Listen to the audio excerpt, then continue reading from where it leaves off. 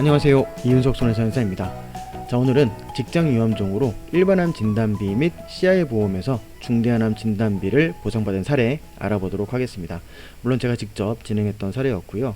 2021년도에 진단받아서 최근에 지급받으신 분의 사례입니다. 궁금하신 점이 있으시면 상담 신청 방법이라든가 연락처가 동영상 끝에 있으니까요. 끝까지 봐주시면 감사하겠습니다. 먼저 이번에 진단서 보도록 하겠습니다.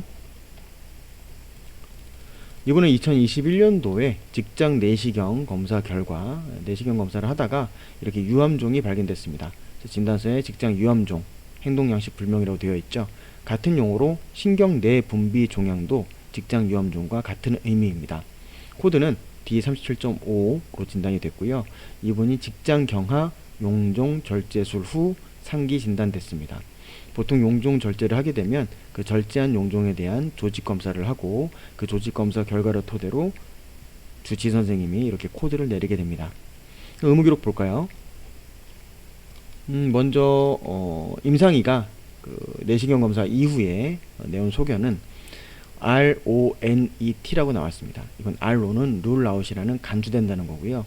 NET는 제가 발음이 좋진 않지만 뉴로엔도크라인 튜머라고 해서 신경내분비 종양으로 의심된다는 겁니다.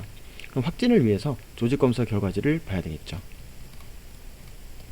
자, 병리과에서 나온 조직검사 결과지에 의하면 well differentiated neuroendocrine tumor grade 1, 즉 잘 분화된 신경내분비 종양 그레이드 1이다. L셀 타입이라고 되어 있는데요. 대세포형이라고 해서 2019년 WHO 분류 기준에 따르면 대세포형이다. 근데 사실 우리나라 유암종 진단 받으신 분들의 8할 이상, 약 80% 이상이 대세포형인 경우가 많습니다. 사실 그 이상일 수도 있겠네요. 그 정도로 대세포형인 경우가 많고요. 직장 부위에 발생했고 대부분 또 직장에서 발생하시죠. 그리고 사이즈는 0.4cm 정도 이렇게 확인이 됐습니다. 이 KI67은 면역조직 화학 검사라고 해서요. 이제 검사하는 거 있는데 이건 크게 의미를 두실 필요는 없어요. 다만 유암종을 확진하는 데 있어서 필요한 검사긴 합니다. 자, 그러면 여기에 대해서 우리 보험 약관상 치료상이야 당연히 선생님들이 알아서 해주시는 거고요. 우리한테 중요한 건 보험 약관상 일반암 진단비, 보험 약관상 CI보험에서 중대한암 진단비를 받을 수 있는 요건이 되느냐, 요걸 봐야 되는데, 약관에서는 먼저 첫 번째 C00에서 C97 코드에 해당이 되어야 되고, 두 번째 형태학적 분류상 악성, 즉 슬러시 3에 해당이 되어야 됩니다. 요거는 병리과에서 판단을 하게 됩니다. 다만 이분 같은 경우에는 병리과에서 조직병리 진단 결과상 악성이다 아니다라고 판단한 근거가 없습니다. 그냥 이 조직은 유암종이 맞아요 라고만 얘기를 하고 있죠. 자, 그렇다면은 이분이 먼저 C 코드에 해당이 돼야 되는데 진단서에서 D37.5를 받았기 때문에 먼저 첫 번째 요건에서 해당이 안 돼 버리죠. 그럼 당연히 보험회사에서는 경계성 종양에 해당하는 보험금만 지급하게 됩니다. 요즘에는 유사암이라고 표현을 하기도 하죠. 그럼 유사암 진단비가 일반암 진단비에 비해서 10에서 20%밖에 안 되는 현저히 저액이죠. 저액이기 때문에 당연히 일반암 진단비를 받을 수 있다면 받는 게 좋을 겁니다. 그럼 어떻게 접근을 해야 될까요?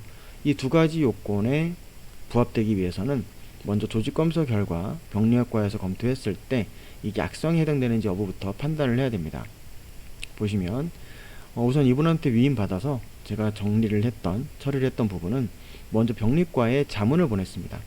자문을 보냈고 그 자문 결과 이게 악성에 해당되는 게 맞는지 보냈습니다. 그래서 2021년이니까 제8차 한국표준질병사회분류표가 적용이 되고 있고요. WHO 형태학적 분류 기준은 2019년도에 적용이 됩니다. 그래서 결국 이렇게 판단을 받았죠. 뒤에 보시면 슬러시 0, 슬러시 2 이렇게 보이시죠? 이게 이제 0, 2, 3이면 악성이고 2면 상피내암이고 이런 식으로 이제 판단이 되는 겁니다. 그래서 결국 병리 전문의에 의해서 판단 받았을 때 M8152 슬러시 3, 즉 악성으로 표현이 됐죠. 여기 보시면은 슬러시 3이 해당돼야 되는데 슬러시 3 악성으로 받았고요. 그 다음에 직장 부위 악성암으로 진단 확정된 사실 확인되고 제8차 한국표준질병사회분류표상 C20에 해당이 된다 라고 해서 요 내용을 토대로 의견서를 작성했습니다. 이거는 이제 의사 선생님들께서 판단해 주신 거고요. 이 내용만 있다고 보험회사에서 지급하진 않죠. 왜 그렇죠? 주치 선생님이 같은 상태에 대해서 D라고 판단했을 때에도 역시 그 이유가 있었기 때문이겠죠. 심지어 이분이 검사를 받은 병원은 세브란스 병원이셨어요.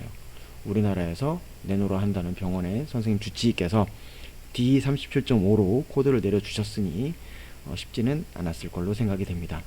네. 그래서 결국 이 내용에 대해서 어떻게 진행을 했느냐,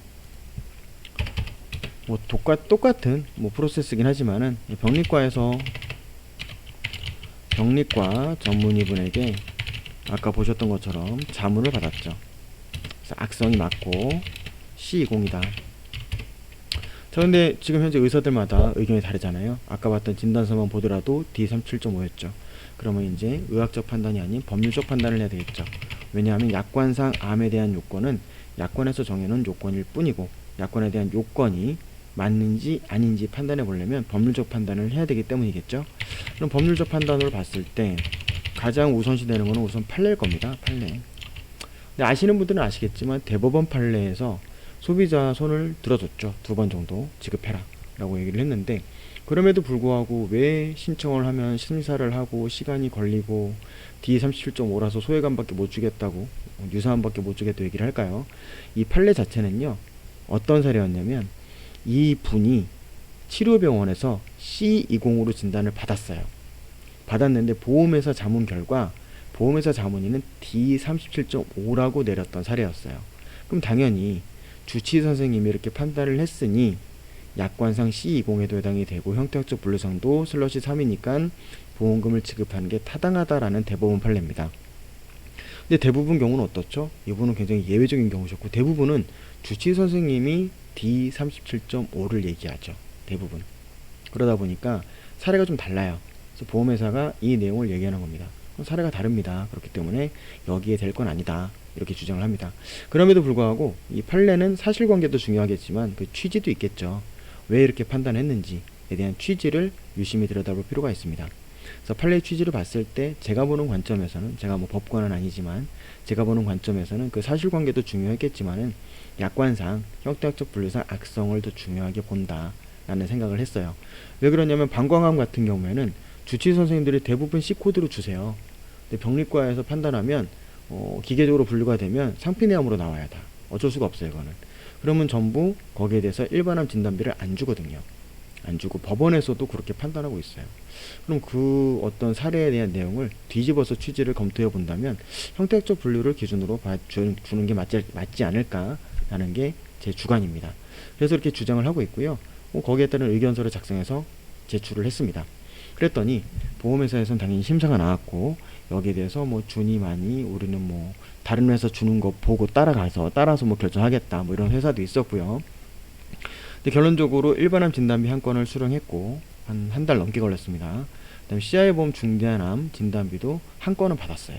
근데 나머지 한 건은 끝까지 못 주겠다라고 했어요. 그래서 결국 분쟁 조정 들어갔습니다. 금융감독원에 분쟁 조정을 했어요. 분쟁 조정 결과가 어떻게 나왔을까요? 여기 있습니다. 보시면 자, 중대한암 CI보험에서는 신경내분비 종양이 악성 종양세포가 존재하고 악성세포 종양이 치민 파괴적 특징으로 특징 지을 수 있는 악성 종양에 해당하는지 여부 등에 대해서도 전부 인정했어요. 이건 주는 게 맞다. 이거는 보험약관상 악성 종양에 해당된다, 판단된다, 이렇게까지 얘기를 했는데, 근데 타 보험사가 근데 그럼에도 불구하고 안 주니까 왜 안 주냐 물어봤더니 안 지급하지 않고 있던 회사가 다른 보험회사가 이 CI 보험이 중대한암에 해당되는지 법원에 소송을 제기했다. 현재 대법원에 있으니까 그거 결과 나올 때까지 우리는 못 주겠다. 이렇게 된 거예요. 참 웃기죠? 분명히 2건이었어요, CI 보험이. 근데 한 회사는 줬어요. 그 회사가 이걸 몰랐을까요? 줬어요. 근데 나머지 한 회사는 끝까지 못 주겠다 라고 하는 거죠. 회사에 따라서 분류가 되는지 아니면 심사 담당자에 따라서 분류가 되는지도 봐야 되겠지만은, 어쨌든 결론적으로 금감원의 권고가 있었음에도 불구하고 우리는 끝까지 못 주겠다.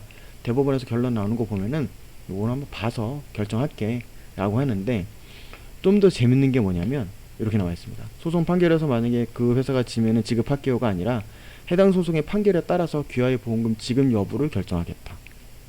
판결에 따라서 지급 여부를 결정하겠다. 줄지 말지를 결정하겠다.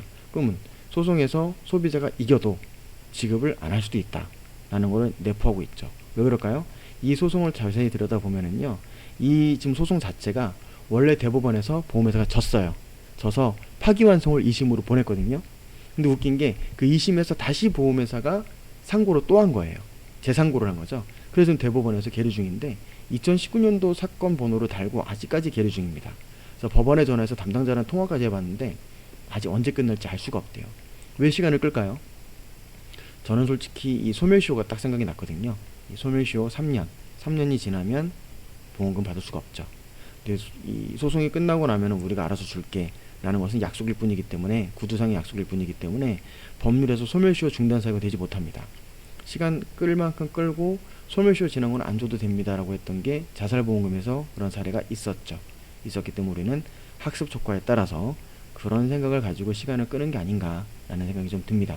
그래서 만약에 일반암 진단비도 마찬가지고요. 중대암 진단비도 유암종 관련돼서 만약에 청구가 필요하다면 적극적으로 움직이셔야 됩니다. 그냥 해놓고 보험회사가 주겠다고 했으니까 기다려봐야지, 이건 안 됩니다. 그래서 이분께도 제가 2건은 받고 나머지 1건은 여기에 대한 결정문을 받아들이면서 여기에 대해 소멸시효 되기 전까지 만약에 결과가 나오면 제가 체크해가지고 말씀드리겠지만, 만약 결과가 안 나온다면 소멸시효 지나기 전에 소송을 걸어놔야 된다 안내를 해드렸거든요. 그렇게 해서 3개 중에 2개 끝났으니까 3분의 2가 종결되고 1개는 지금 현재 아직까지 그 분야에 연락을 하면서 정보 교환을 하고 있는 상태입니다. 자, 그 다음에 궁금하신 점, 상담 신청 어떻게 해야 되느냐 많이 물어보시는데요. 상담 신청은 저희 이렇게 핸드폰 보시면은 컨텐츠가 있고 밑에 역삼각형 모양이 있습니다. 이거 누르시면은 밑에 상담 신청 링크가 있죠. 이거 클릭하시면 저한테 상담 신청 남겨주실 수가 있고요. 만약에 유암종과 관련돼서 궁금한 점이 있으시다면 1661-6585라고 하는 대표 번호가 있습니다. 이 번호로 전화 주셔도 제가 답변 드리고 있지만 강의 중일 때는 전화를 못 받는 경우가 많고요. 주말에는 또 따로 논문이라든가 쓰는 게 많기 때문에 주말에는 전화 안 됩니다. 안 되니까 평일에 급한 일 있으시면 전화 주시면 제가 받아서 말씀을 드리도록 하겠습니다. 가급적이면은 상담 신청 이용 부탁드리겠습니다. 자, 오늘 유암종, 직장 유암종, 신경 내분비 종양, 일반암 진단비 사례 소개해 드렸는데요.